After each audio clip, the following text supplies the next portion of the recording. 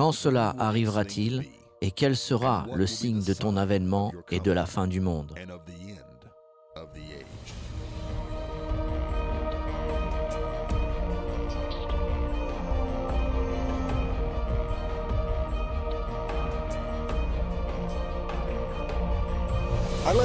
Notre leçon d'aujourd'hui est l'Antichrist et le faux prophète, les deux hommes qui vont bientôt gouverner le monde.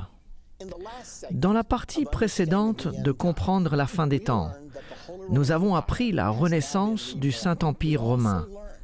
Nous avons aussi appris qu'il y a toujours été gouverné par deux dirigeants, un dirigeant politique et un dirigeant religieux. La Bible nous dit que le Saint-Empire romain de la fin des temps sera de nouveau gouverné par un dirigeant politique et un dirigeant religieux. Le dirigeant politique sera un homme appelé l'Antichrist. Le dirigeant religieux sera le faux prophète. Examinons tout d'abord l'Antichrist. Je parle du dictateur mondial qui vient et qui se trouve actuellement sur la terre attendant d'être révélé. L'Antichrist porte plusieurs noms dans les Écritures. Il est appelé l'homme du péché, il est appelé le fils de la perdition.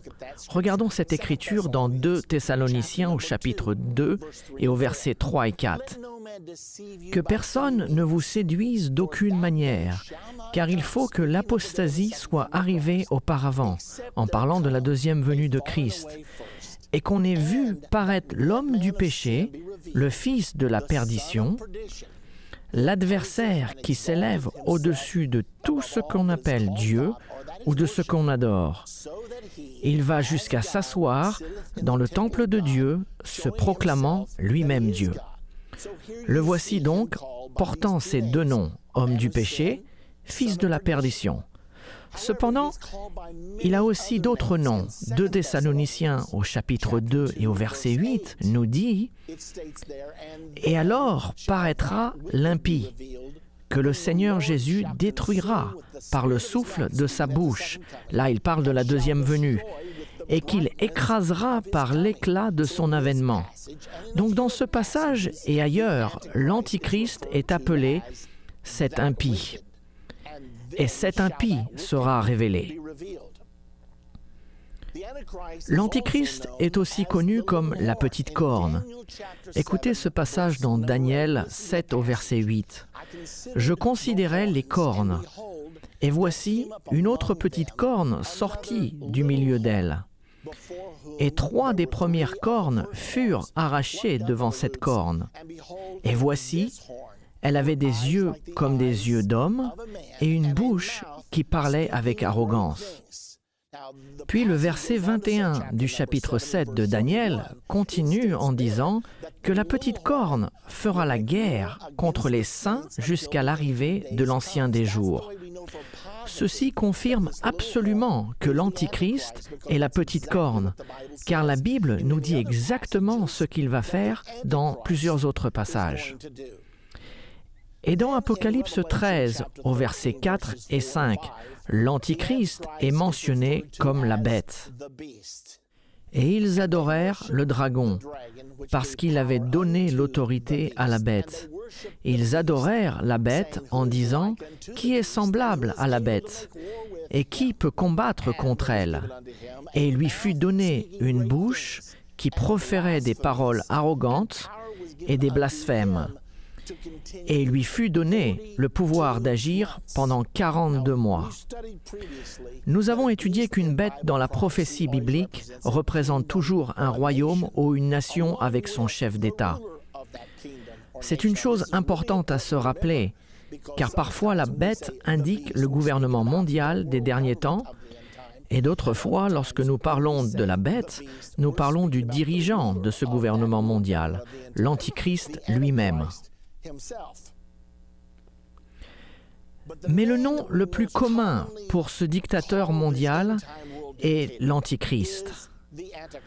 De nos jours, et la plupart des gens sont au courant de l'arrivée de ce dirigeant, son nom le plus commun est l'Antichrist. Dans 1 Jean au chapitre 2 et au verset 18, il nous est dit, « Petits enfants, c'est la dernière heure. Et comme vous avez appris qu'un antichrist vient, au singulier, il y a maintenant plusieurs antichrists. » Et là, c'est au pluriel. Par là, nous connaissons que c'est la dernière heure. Beaucoup de gens disent que le terme antichrist n'existe pas dans la Bible. Or, ce n'est pas vrai, d'après ce que vous venez de lire. Jean avait compris qu'il existerait un dirigeant, l'antichrist. Puis il continue en disant qu'il y aura plusieurs antichrists au pluriel. Pourquoi a-t-il dit cela? Parce qu'en ce temps-là, plusieurs personnes possédaient l'esprit de l'antichrist et se proclamaient être le Christ. Et c'est l'une des choses que l'antichrist fera. Donc, Jean a dit qu'il y aura plusieurs antichrists dans le monde, mais un seul dirigeant, l'antichrist, qui viendra. Le nom antichrist signifie contre Christ. Être anti, c'est être contre. Donc le nom antichrist signifie être contre Christ ou à la place de Christ. Maintenant, regardons de où l'antichrist viendra.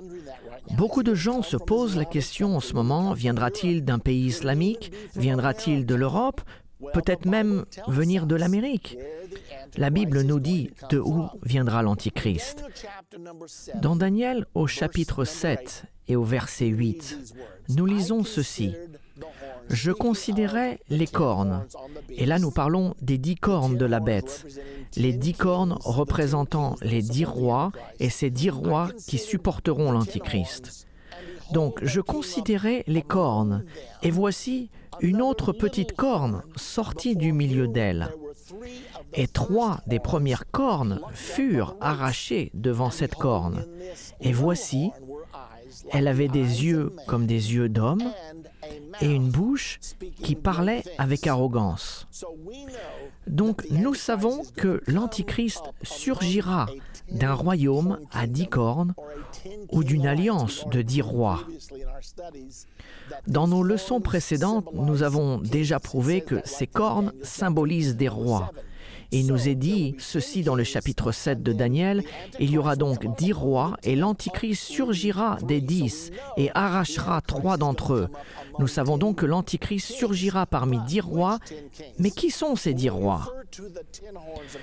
Quand nous parlons des 10 cornes de Daniel 7, nous savons que ces 10 rois sont les mêmes rois représentés par les 10 orteils du chapitre 2 de Daniel. Dans la prophétie des 10 orteils, ce qui est la dernière partie de la statue de Daniel et que nous avons déjà étudié dans cette série, écoutez ce que dit le verset 44. « Dans le temps de ces rois, le Dieu des cieux suscitera un royaume qui ne sera jamais détruit. » Qu'apprenons-nous ici? Eh bien, les 10 orteils sont la dernière partie. Et la Bible dit dans le chapitre 2 qu'à son arrivée, Jésus-Christ brisera les pieds de l'image. Et le système entier du gouvernement mondial ainsi que le gouvernement humain s'écrouleront. Mais il y a encore une chose importante que nous devons savoir. Les jambes de cette image étaient en fer. L'Empire romain, qui a régné sur le monde entre l'an 200 avant Jésus-Christ et l'an 300. La dernière partie de cette image représente les 5 gouvernements mondiaux qui auront dirigé le monde des années 600 avant Jésus-Christ jusqu'à la seconde venue de Jésus. La toute dernière partie est le fer mélangé à l'argile, le fer étant l'Empire romain. Les pieds et les orteils de fer mélangé à l'argile symbolisent le Saint-Empire romain. Remarquez que le fer est maintenu, mais un autre élément s'y est rajouté, l'argile. Et il s'agit donc du Saint-Empire romain qui a toujours été en Europe. Remarquez que ces 10 orteils sont faits de fer mélangé à de l'argile, ce qui signifie que le royaume à 10 cornes viendra de l'Europe, du Saint-Empire romain. Il est dit ceci, « Dans les temps de ces rois, le Dieu des cieux suscitera un royaume qui ne sera jamais détruit. » Puisque nous savons que l'Antichrist viendra de ces 10 cornes ou des 10 orteils, ce qui est la même chose, puisque l'Antichrist sortira du milieu d'eux, nous savons que l'Antichrist viendra de la renaissance du Saint-Empire romain. C'est absolument certain. Et j'espère que vous le comprenez car ceci est vital. Le dirigeant du Saint-Empire romain est toujours venu d'Europe. Et il semblerait qu'une fois encore, il viendra d'Europe. Regardons maintenant sur le royaume de l'Antichrist. À quoi ressemblera-t-il? Le chapitre 13 de l'Apocalypse est divisé en 3 parties. Les 8 premiers versets parlent de l'Antichrist et de son gouvernement mondial. Les versets 11 à 15 parlent de son partenaire religieux, le faux prophète. Puis les versets 16 à 18 parlent de leur système économique mondial, celui qu'ils utiliseront afin de forcer l'obéissance aux décrets de ce gouvernement mondial et du système religieux mondial qu'ils établiront. Regardons le chapitre 13, en commençant par le verset 1. Et Jean dit, « Puis je vis monter de la mer une bête qui avait 10 cornes et 7 têtes. Et sur ses cornes, 10 diadèmes, et sur ses têtes, des noms de blasphème. La bête que je vis était semblable à un léopard, ses pieds étaient comme ceux d'un ours, et sa gueule comme une gueule de lion. Le dragon lui donna sa puissance, son trône et une grande autorité.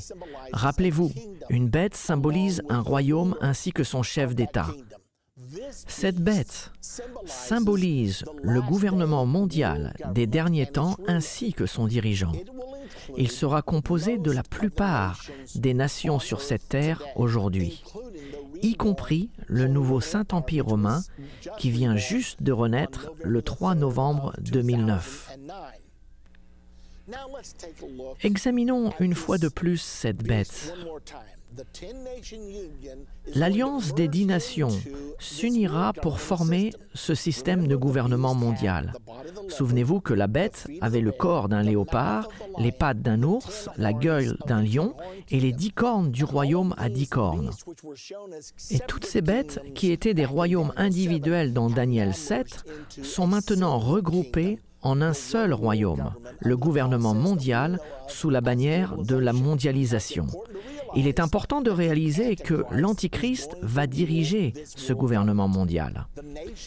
Les nations incluses dans cette bête du gouvernement mondial sont l'Allemagne, représentée par le léopard, la Russie, l'ours, la Grande-Bretagne, le lion, et l'Alliance des 10 nations, le nouveau Saint-Empire romain.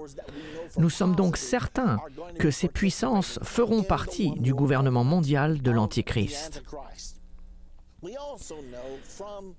Ce passage, ainsi que d'autres, nous indique aussi que l'Antichrist régnera sur ce gouvernement mondial pendant 3 ans et demi. Et Daniel, au chapitre 7 et au verset 25, nous le dit de cette manière. « Il, l'Antichrist, prononcera des paroles contre le Très-Haut.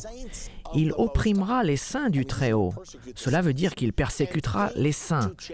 Et il espérera changer les temps et la loi. Et les saints seront livrés entre ses mains pendant un temps, c'est-à-dire 1 an, des temps, c'est-à-dire 2 ans, et la moitié d'un temps, c'est-à-dire une demi-année.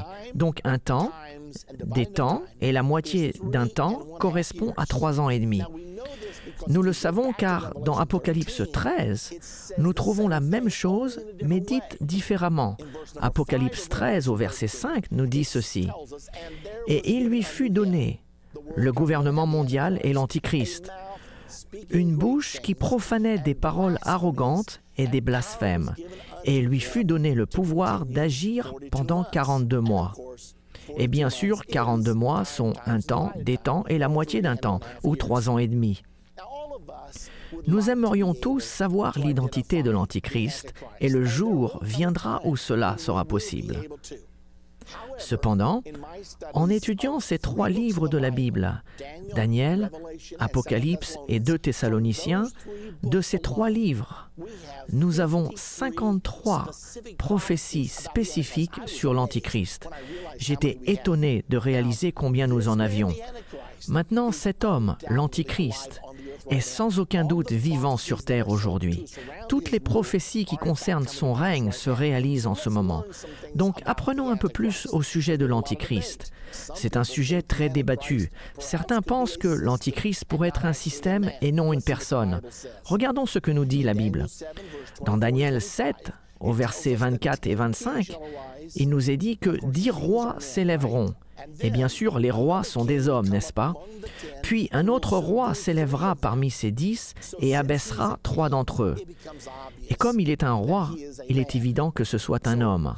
Donc nous voyons ici que l'Antichrist sera un roi ou un dirigeant, donc ce sera un homme. La deuxième chose dont nous sommes certains au sujet de l'Antichrist est qu'il confirmera l'alliance abrahamique. Dans Daniel 9, au verset 27, il nous est dit que l'Antichrist fera une alliance avec plusieurs pendant 7 ans. Il s'agit de l'alliance dans Genèse 15, au verset 18, quand Dieu a fait une alliance avec Abraham, lui disant que la terre sur laquelle tu vis t'appartiendra, à toi et à ta postérité à jamais. C'est la raison pour laquelle nous l'appelons la terre sainte. C'est la terre de l'alliance, la terre promise. Quand ce pacte de paix sera signé, reconnaissant le droit d'existence d'Israël, il sera signé par la communauté internationale et par les Palestiniens ainsi qu'Israël. D'une façon ou d'une autre, l'Antichrist participera à la signature de ce pacte qui confirmera le droit d'existence d'Israël. Et c'est actuellement l'une des plus grandes tensions dans le conflit de la Terre sainte. Maintenant, l'Antichrist ne sera peut-être pas au devant de la scène lors de ce pacte de paix. Il sera peut-être l'un d'entre eux. La Bible nous dit simplement qu'il confirmera l'alliance avec plusieurs pendant 7 ans. Mais nous verrons qu'il ne sera révélé que 3 ans et demi plus tard. Dès que la communauté internationale confirmera l'alliance, alors commenceront les 7 années avant Armageddon. Mais l'Antichrist ne sera révélé que 3 ans et demi plus tard. La troisième chose dont nous sommes certains est que l'Antichrist s'élèvera parmi 10 rois. Nous l'avons déjà mentionné dans Daniel 7 au verset 24 et Apocalypse 17 au verset 12 à 13. Les deux déclarent spécifiquement qu'un royaume de 10 nations existera et qu'il constituera la base du pouvoir de l'Antichrist. Nous voyons donc que l'Antichrist a plusieurs choses à accomplir. S'il ne les fait pas, il n'est pas l'Antichrist. Il ne sera pas difficile de l'identifier quand il arrivera sur la scène, car il accomplira chacune de ses prophéties sans en manquer une. De plus, la Bible nous enseigne qu'il surgira parmi 10 rois et en déracinera 3. C'est donc très spécifique. Daniel 7 au verset 8 nous dit que la petite corne arrachera 3 rois. Et aussi dans Daniel 7 au verset 24, les 10 cornes, ce sont 10 rois qui s'élèveront de ce royaume, un autre s'élèvera après eux, il sera différent des premiers et il abaissera 3 rois. Nous allons donc voir tout ceci, ces choses vont réellement arriver, nous les verrons dans les actualités et lorsque nous les regarderons, il va arriver un moment où nous saurons avec certitude que l'Antichrist a été révélé. Daniel 8, au verset 25, nous dit aussi que l'Antichrist se servira de la paix comme arme, ce qui est très intéressant. L'Écriture nous dit que l'Antichrist détruira plusieurs au nom de la paix. Se servir de la paix pour détruire. Comment cela peut-il se passer? Nous l'avons déjà vu plusieurs fois. Au nom de la paix, faites la guerre. Nous savons que les forces de l'ONU, afin de maintenir la paix, font la guerre contre des pays sous l'apparence de paix. Nous sommes ici pour faire la paix. Parfois, pour avoir la paix, il faut la créer. Par conséquent, l'Antichrist sera un pacificateur. Le 6e indice que nous avons sur l'identité de l'Antichrist se trouve dans Daniel 7 au verset 20. La Bible nous dit qu'il paraîtra plus grand que les autres. Puis dans Daniel 8 au verset 23, la Bible l'appelle un roi impudent et artificieux. Comment interpréter cela? Je l'ignore. Il est dit tout simplement qu'il paraît plus grand que les autres, puis il dit qu'il sera impudent et artificieux. Je suppose que nous le saurons quand nous le verrons. En attendant, il faut attendre et observer ce qui se passe. La Bible nous dit aussi que l'Antichrist se proclamera lui-même Dieu. Un homme, un politicien, finira par proclamer qu'il est Dieu. Comment le dira-t-il? Je ne sais pas. Cependant, la Bible nous dit dans 2 Thessaloniciens 2, versets 3 et 4, que personne ne vous séduise d'une manière, car il faut que l'apostasie soit arrivée auparavant et qu'on ait vu paraître l'homme du péché, le fils de la perdition, qui s'élève au-dessus de tout ce que l'on appelle Dieu ou de ce qu'on adore. Il va jusqu'à s'asseoir dans le temple de Dieu, se proclamant lui-même Dieu. Dira-t-il « Je suis l'ultime autorité ici sur le mont du temple » ou bien « Je suis votre Messie » ou dira-t-il directement « Je suis Dieu, désormais je gouverne le monde » Nous n'en sommes pas certains, mais d'une façon ou d'une autre, il le fera. Cet événement s'appelle l'abomination de la désolation. Et l'abomination de la désolation se passera juste au milieu des 7 dernières années. Cela se passe 3 ans et demi avant la bataille d'Armageddon. C'est aussi l'événement qui déclenchera la grande tribulation. Et l'abomination de la désolation sera la révélation de l'Antichrist. Rappelez-vous ce qu'a dit l'apôtre Paul dans 2 Thessaloniciens 2 au verset 3, « Et qu'on ait vu paraître l'homme du péché, le fils de la perdition. » Quand nous voyons un homme sur le mont du Temple proclamant qu'il est l'autorité ultime du lieu, ou qu'il est le Messie, ou qu'il est même Dieu, quand nous verrons cet événement, nous saurons avec certitude que cette personne, cet homme, c'est l'Antichrist. L'une des choses les plus trompeuses concernant l'Antichrist est qu'il sera vu comme quelqu'un d'intelligent. Daniel 7 au verset 8 dit qu'il aura une bouche qui parlait avec arrogance. Daniel 8, 23 le décrit comme artificieux. De plus, la Bible dit qu'il persécutera les saints de Dieu. Apocalypse 13 au verset 7 le dit de cette façon. « Et il lui fut donné de faire la guerre aux saints et de les vaincre. » Oh, j'aime pas ça du tout. Il a reçu l'autorité de faire la guerre contre les saints et de les vaincre. Il a fait la guerre contre Jésus et il l'a vaincu. C'est du moins l'apparence que l'on en a eue. Même si sa mort sur la croix fut la plus grande victoire qu'un être humain a accomplie dans l'histoire de l'humanité. Dans Daniel 7, 21, il dit « Je vis cette corne, cette petite corne qui arracha 3 autres et qui sortait des 10. Je vis cette corne faire la guerre aux saints et l'emporter sur eux. » La Bible ajoute qu'il dominera le monde, mais qu'il fera face à une résistance. Apocalypse 12 au verset 14, Israël sera protégé contre l'Antichrist. Il est dit que lorsque Satan persécute la femme couronnée de 12 étoiles, les étoiles étant les 12 tribus d'Israël, quand Satan persécute cette femme, elle lui sera donnée 2 ailes d'un grand aigle, faisant peut-être une allusion aux États-Unis, qui la protégeront et elle s'enfuira dans son lieu étant la terre sainte, Israël. Et elle sera protégée pour un temps, des temps et la moitié d'un temps. La Bible dit aussi dans Daniel 11 au verset 41 que la Jordanie ne sera jamais sous l'emprise de l'Antichrist. Et il est dit qu'Édom, Moab et les enfants d'Amon seront délivrés de sa main.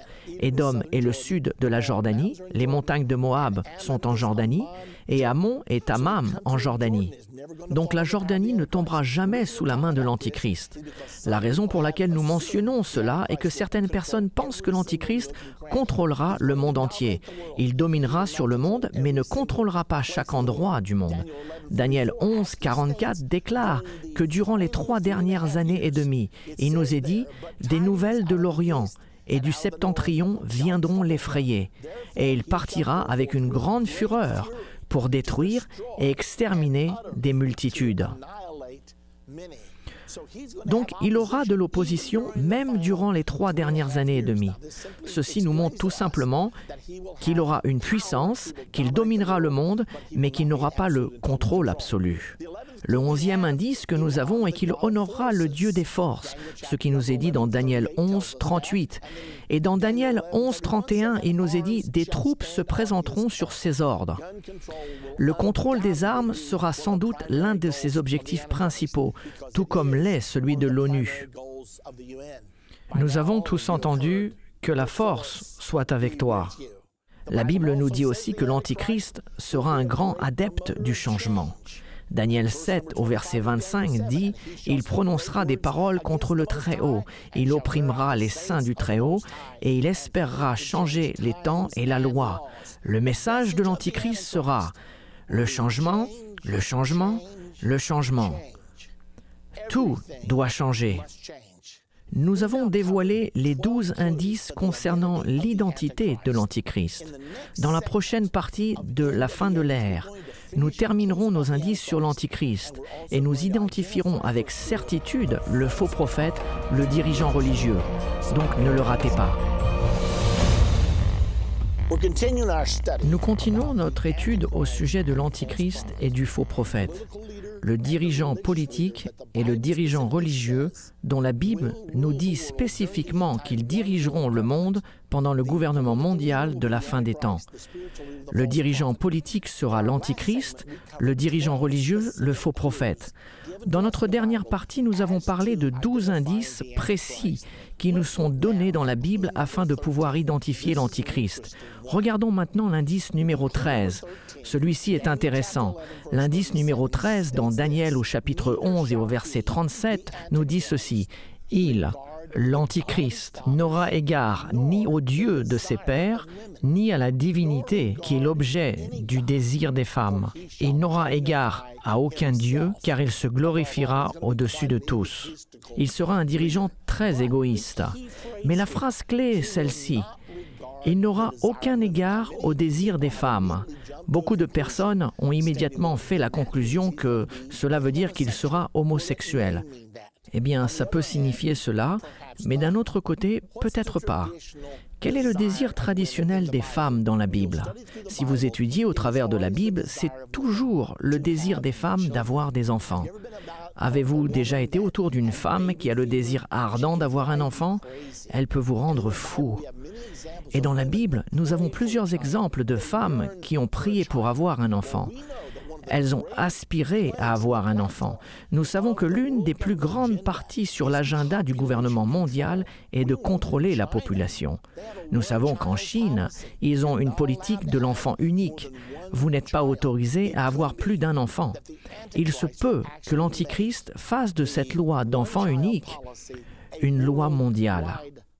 Nous ne sommes pas sûrs de cela, mais il est intéressant de s'y arrêter. Et il y a une forte possibilité que cela se passe de cette manière. L'indice numéro 14. La Bible nous dit que le chiffre de son nom sera 666. C'est dans Apocalypse au chapitre 13 et au verset 18. C'est ici la sagesse, que celui qui a de l'intelligence calcule le nombre de la bête. Car c'est un nombre d'hommes, et son nombre est 666. En anglais, c'est une ancienne version de la langue.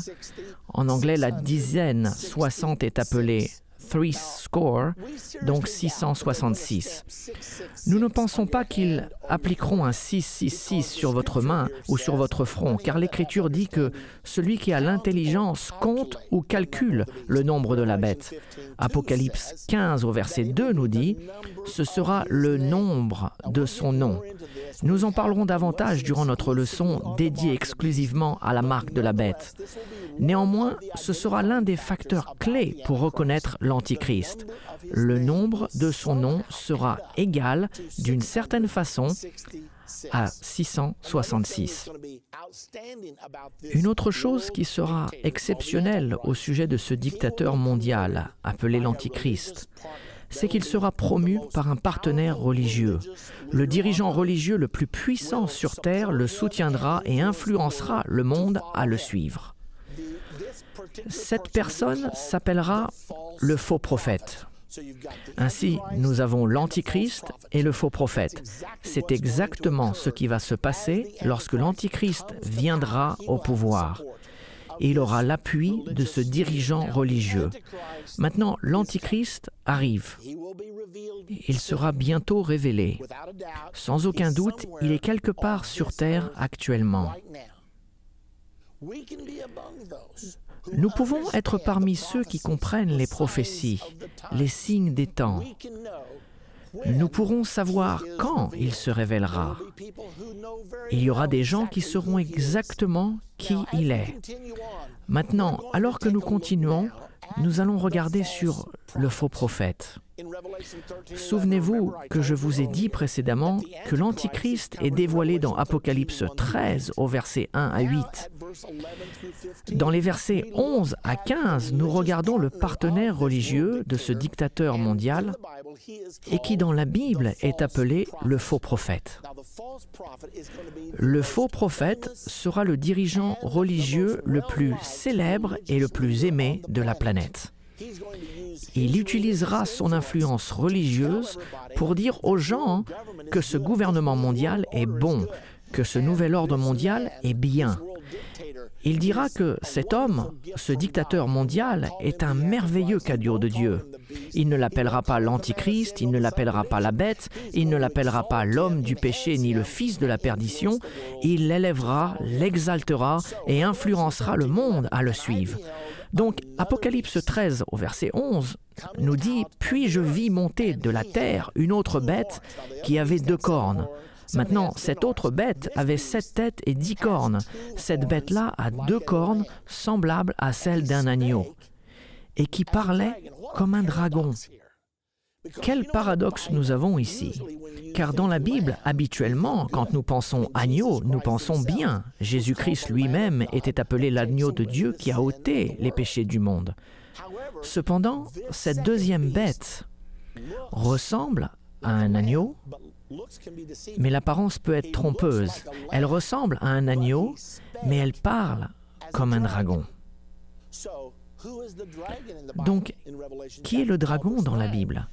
Dans Apocalypse au chapitre 12 et au verset 9, il nous est parlé de ce dragon, le serpent ancien, appelé le diable et Satan. Donc il ressemble à Jésus-Christ, mais il parle comme le diable. Il est un prophète, mais c'est un faux prophète. Maintenant, le faux prophète va influencer le monde à suivre l'Antichrist. Nous lisons à ce sujet dans le verset suivant, au verset 12 du chapitre 13. Et il, le faux prophète, exerçait toute l'autorité de la première bête en sa présence. Il va être très puissant. Son influence religieuse le mettra dans une position de haut prestige. Et il obligera la terre et ses habitants à adorer la première bête, l'Antichrist, dont la blessure mortelle avait été guérie. Il opérait de grands prodiges jusqu'à faire descendre du feu du ciel sur la terre à la vue des hommes. Maintenant, pensez à ceci. Ce faux dirigeant religieux, pensez au dirigeant religieux qui a le plus d'influence en ce moment. Pouvez-vous imaginer ce qui se passerait si on le voyait à la télévision, dans le monde entier, faisant descendre le feu du ciel? Laissez-moi vous demander, comment réagiriez-vous en voyant avec vos propres yeux un homme faire descendre le feu du ciel? Les gens vont pleurer, les gens vont adorer, les gens vont danser et se réjouir. Ceci est incroyable. C'est l'œuvre de Dieu sur terre. Mais il sera le faux prophète. Comment allons-nous nous garder d'être séduits par cette personne? Il n'y a qu'une seule façon. La Bible nous dit « Vous sondez les Écritures parce que vous pensez avoir en elles la vie éternelle. Ce sont elles qui rendent témoignage de moi. » Peu importe quel genre de miracle quelqu'un fait, Dieu est capable de faire de vrais miracles. Mais la Bible dit que ce faux prophète donnera des signes trompeurs et des faux prodiges. Nous avons donc besoin de connaître notre Bible. Il nous est nécessaire de comprendre la parole de Dieu pour discerner le vrai du faux, le vrai prophète du faux prophète. Ce faux prophète, quand il fera descendre le feu du ciel, va obtenir une énorme influence dans notre monde. Et il va utiliser cette influence afin de soutenir le gouvernement mondial, la mondialisation, le nouvel ordre mondial et le chef de ce nouvel ordre mondial, l'Antichrist. Maintenant, comment savons-nous que cette deuxième bête est le faux prophète? Cela n'est pas dit dans Apocalypse 13, mais regardons le contexte. La Bible dit que cette deuxième bête séduira les habitants de la terre par les prodiges qui lui était donné d'opérer en présence de la bête, disant aux habitants de la terre de faire une image de la première bête, l'Antichrist, qui avait été blessé par l'épée et qui vivait. C'est donc la description du faux prophète. Et il fera des miracles, et par le moyen de ces miracles, il sera capable d'influencer les gens à faire une image de la première bête pour qu'ils la suivent. Nous voyons une référence au faux prophète dans Apocalypse 19 et au verset 20. Voici ce qui est dit. Et la bête fut prise. Nous parlons d'Armageddon là. Et avec elle, le faux prophète, qui avait fait devant elle les prodiges. Vous voyez, cela correspond parfaitement. Par lesquels il avait séduit ceux qui avaient pris la marque de la bête et adoré son image. Ils furent tous les deux jetés vivants dans l'étang ardent de feu et de soufre. Donc, à l'avènement de Jésus-Christ, l'Antichrist et le faux prophète vont être jetés dans le lac de feu par Jésus-Christ lui-même. Continuons à regarder le faux prophète, au verset 15 du chapitre 13. « Et il lui fut donné d'animer l'image de la bête, afin que l'image de la bête parle, et qu'elle fasse que tous ceux qui n'adoraient pas l'image de la bête soient tués. » Cela nous montre que le faux prophète va être un des acteurs principaux de la grande tribulation. Il va tuer ceux qui ne suivront pas le gouvernement mondial et ne s'engageront pas dans ce système religieux mondial que l'Antichrist et le faux prophète mettront en place. Quiconque refusera de faire partie de cela, la Bible dit qu'il les tuera. Et il continue en disant au verset 16-17, « Elle fit que tous, petits et grands, riches et pauvres, libres et esclaves, reçoivent une marque sur leur main droite ou sur leur front, et que personne ne puisse acheter ni vendre sans avoir la marque, le nom de la bête ou le nombre de son nom. » L'Antichrist et le gouvernement mondial exigeront que le monde entier se conforme au gouvernement mondial, prêtant serment à celui-ci ainsi qu'au système religieux mondial. Et l'une des armes qu'ils utiliseront pour exiger la conformité, c'est que vous aurez besoin de leur approbation afin de pouvoir participer à l'économie. Nous savons déjà comment cela marche. Nous le voyons déjà dans certaines nations où vous devez avoir une carte d'identité nationale, ou bien vous ne pouvez pas travailler. Pas de travail? Combien d'achats ou de ventes pouvez-vous faire? Nous savons déjà qu'ici en Amérique, il y a une déclaration qui a été faite qui demande à toute personne d'avoir une carte d'identité nationale et que sans celle-ci, vous serez dans l'impossibilité de travailler. Ils utiliseront donc le boycott économique comme un moyen de forcer la conformité à leur nouvel ordre mondial et son système religieux mondial. Ainsi, l'Antichrist et le faux prophète vont être en accord parfait et des gens vont penser que c'est merveilleux. C'est la façon d'avoir la paix et la sécurité. Nous n'allons plus accepter la diversité, nous allons exiger un niveau de conformité et cela sera le début de 3 ans et demi que la Bible appelle la Grande Tribulation. De plus, dans Apocalypse 16 au verset 13, il nous est dit que le faux prophète va aider à influencer les dirigeants du monde à envahir Israël. Alors, ce faux prophète ne sera pas l'ami d'Israël. Il est dit dans Apocalypse 16, verset 13-14, « Je vis sortir de la gueule du dragon, de la gueule de la bête et de la bouche du faux prophète, 3 esprits impurs, semblables à des grenouilles, car ce sont des esprits de démons qui font des prodiges. Les démons peuvent parfois faire des miracles et qui vont vers les rois de toute la terre afin de les rassembler pour le combat du grand jour du Dieu Tout-Puissant. » Remarquez ce qui se passe ici. Des esprits impurs sortent de la bouche du dragon, sortent de la bouche de la bête et de la bouche du faux prophète. Que voulons-nous dire par cela? Nous avons déjà appris que l'Antichrist aura une bouche qui proférera des paroles arrogantes. Ces personnalités auront une grande élocution et elles seront capables d'influencer le monde. Avez-vous déjà entendu une personne parler si bien qu'elle vous fait pleurer ou rire ou vous procure de l'enthousiasme? C'est la puissance de l'éloquence. Donc, des esprits sortant de leur bouche contrôleront les esprits de l'humanité. Ces esprits sortiront de la bouche de la bête, du faux prophète et de l'antichrist. Mais ce sont des esprits diaboliques, opérant des miracles, qui iront vers les rois de toute la terre et du monde entier, pour les séduire à aller contre Israël pour la bataille du grand jour du Dieu Tout-Puissant, la bataille d'Armageddon. Le verset suivant, le verset 15, nous dit « Voici, je viens comme un voleur. Heureux celui qui veille et qui garde ses vêtements afin qu'il ne marche pas nu et qu'on ne voit pas sa honte. » Puis dans le verset 16, il nous est dit « Ils les rassemblèrent dans le lieu appelé en hébreu Armageddon. » Ainsi, l'Antichrist et le faux prophète travailleront ensemble pour ramener les rois de ce monde contre Israël pour la bataille d'Armageddon.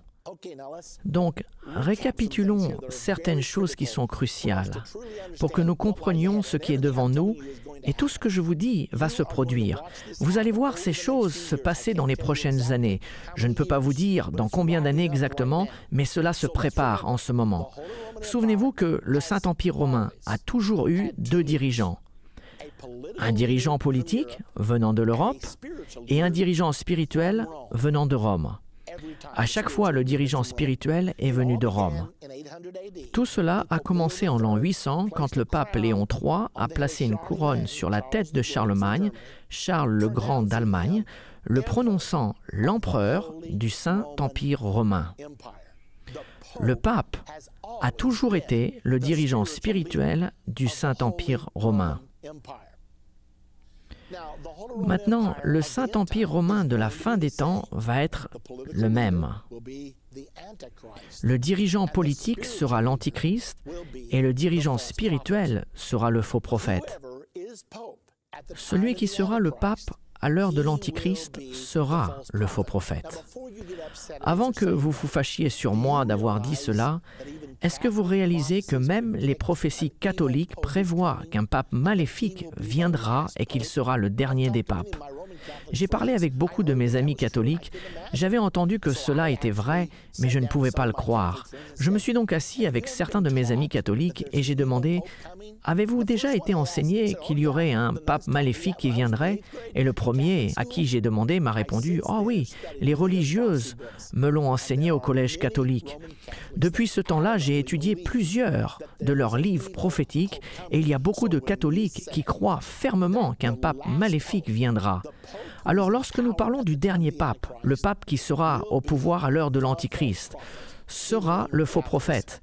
Même les catholiques romains sont d'accord avec cela, car ils croient eux aussi à la venue d'un pape maléfique.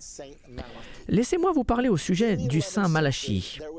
Au XIe siècle, il y avait un voyant catholique. Il était le grand évêque d'Arma dans le XIe siècle. Il a prétendu avoir eu une vision de tous les papes, de son époque jusqu'au dernier pape. Et dans cette vision, il y avait 112 papes, de Malachie jusqu'au dernier pape. Ce dernier pape allait être un pape maléfique.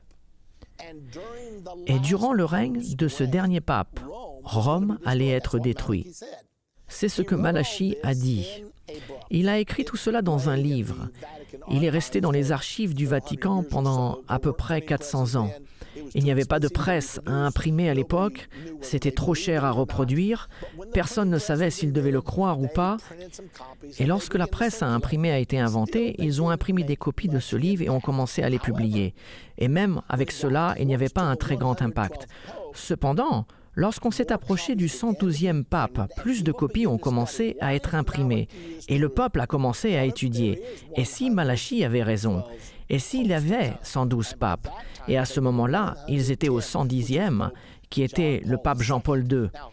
Une autre chose que je veux que vous compreniez, quand Malachie a dit que pendant le règne du dernier pape, Rome serait détruite, Savez-vous que la Bible enseigne cela? La Bible parle du mystère Babylone la Grande, et elle appelle ce mystère Babylone la Grande la ville de 7 collines, et Rome est la ville des 7 collines. La Bible enseigne que ce mystère Babylone la Grande va être détruite. L'Écriture dit qu'elle est tombée, Babylone la Grande, et il y a eu un grand tremblement de terre. Et il nous est dit dans les prophéties de Malachie qu'un tremblement de terre détruira Rome.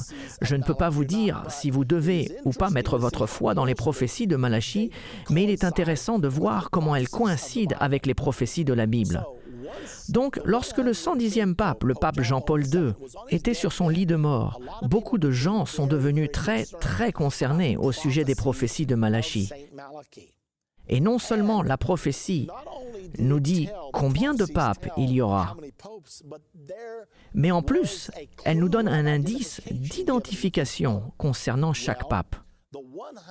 Eh bien, l'indice pour le 111e pape était la gloire de l'olive. Quand vous vous arrêtez et regardez cela, vous vous dites, attendez une minute, lorsque le pape Jean-Paul II était sur son lit de mort, il y avait déjà un article écrit par un homme en Inde, et j'en ai un exemplaire. Le jour avant que les cardinaux aillent au conclave dans la chapelle Sixtine pour élire un nouveau pape, le pape Jean-Paul II venait de mourir. Et cet homme a écrit cet article au prélat disant « S'il vous plaît, n'élisez pas quelqu'un qui a quoi que ce soit à faire avec l'olive, car si vous le faites, tous les fanatiques de la fin des temps vont sortir de partout et ils vont déclarer que c'est le 111e pape et qu'il n'en reste plus qu'un. » Alors les cardinaux sont entrés au conclave et très rapidement, ils ont élu un nouveau pape, le cardinal Joseph Ratzinger d'Allemagne. Cependant, c'est toujours la politique, quand un nouveau pape est élu, de choisir sous quel nom il va régner. Il ne règne pas sous le nom de Ratzinger, mais il choisit le nom d'un de ses célèbres prédécesseurs. Certains ont choisi Pie, certains ont choisi Jean et d'autres ont choisi Paul. Et 15 d'entre eux ont choisi le nom du pape Benoît.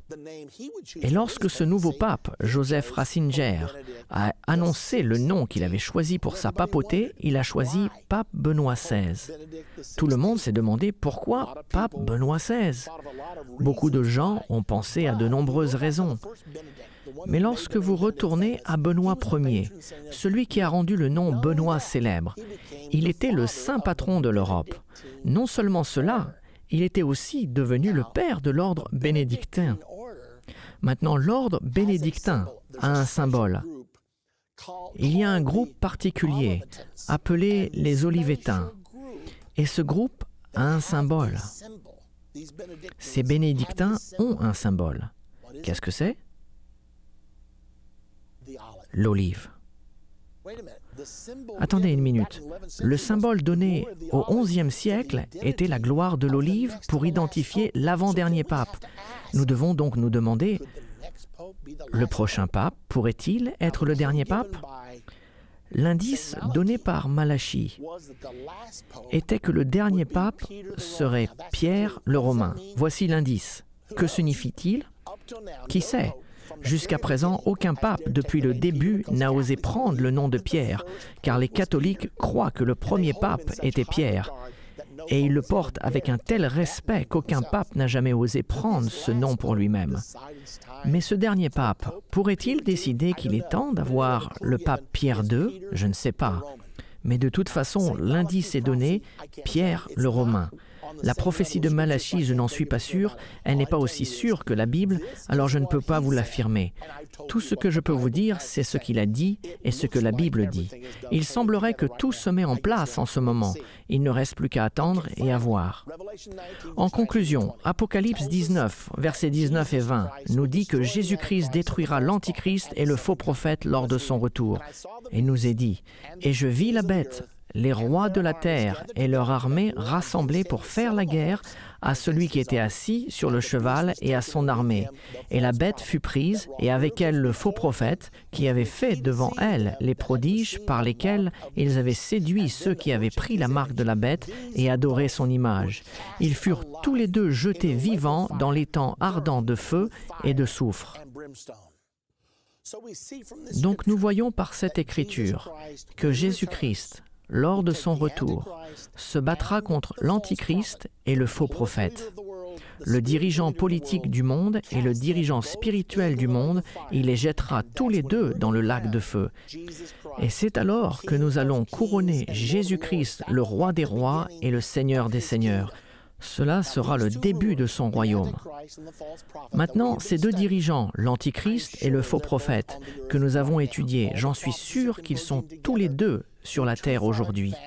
Toutes les prophéties convergent ensemble. Nous sommes trop avancés dans l'accomplissement des prophéties pour qu'ils ne soient pas vivants sur la terre aujourd'hui. Nous ne sommes pas sûrs aujourd'hui qui sont ces hommes, mais nous le serons très rapidement. Il est temps pour chacun d'entre nous de se préparer à l'avènement de Jésus et de réaliser que nous vivons des moments sans précédent. L'Antichrist et le faux prophète sont imminents.